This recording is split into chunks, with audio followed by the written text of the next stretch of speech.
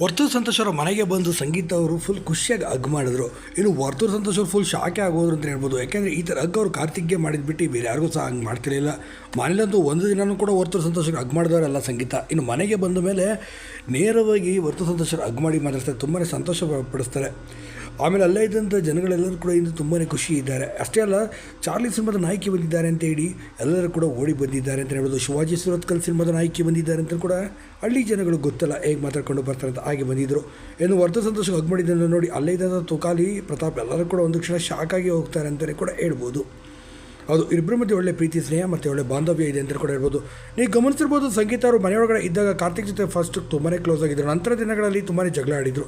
ಹೊರಗೆ ಬಂದ ಮೇಲೆ ಮತ್ತೆಲ್ಲ ಸರಿ ಹೋಗುತ್ತೆ ಅಂದುಕೊಂಡಿದ್ದರೆ ಅದು ಸುಳ್ಳಾಯಿತು. ಹೌದು, ಸಂಗೀತ ಅವರು ಎಲ್ಲರನ್ನೂ ಕೂಡ ಮೀಟ್ ಮಾಡ್ತಿದ್ದಾರೆ. ಇದರ ವರ್ತೂರು ಕೂಡ ಏನು ಹೊರತುಪಡಿಸಿದ್ದೇನಲ್ಲ. ಆದರೆ ಕಾರ್ತಿಕ್ ಅವ್ರನ್ನ ಮಾತ್ರ ಅವರು ಮೀಟ್ ಮಾಡಲು ಇಷ್ಟಪಡ್ತೀರ. ಒಂದು ಇಂಟರ್ವ್ಯೂನಲ್ಲಿ ಹಾಗೆ ಹೇಳ್ತಾರೆ, ಕಾರ್ತಿಕ್ ಇದ್ದರೆ ನಾನು ಯಾಕೆ ಖುಷಿ ಪಡಬೇಕು ಅಂತಲೂ ಕೂಡ ಈ ಮೂಲಕ ಪ್ರಶ್ನೆಯೂ ಕೂಡ ಮಾಡಿದ್ದಾರೆ. ಹಾಗಾದರೆ ಸಂಗೀತಕ್ಕೆ ಎಷ್ಟು ಕೋಪ ಇರ್ಬೋದು ಕಾರ್ತಿಕ್ ಮೇಲೆ.